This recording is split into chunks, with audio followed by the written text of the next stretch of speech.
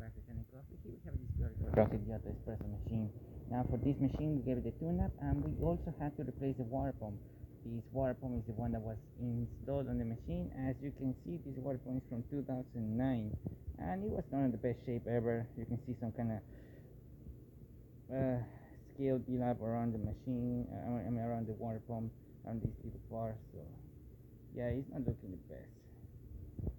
While we were replacing the water pump, we also had to replace the airbag of the water pump. This one, as you can see, is made out of plastic. It wasn't really in the best condition ever, and if we were going to install it, we were probably going to end up breaking this part.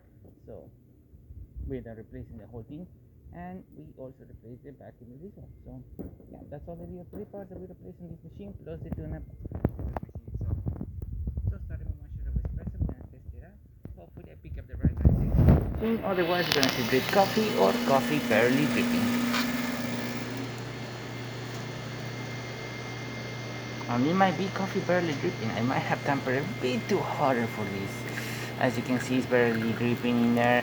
We're still getting good crema, but not the best water flow we could have gotten. As I say, I tempered a bit too hard.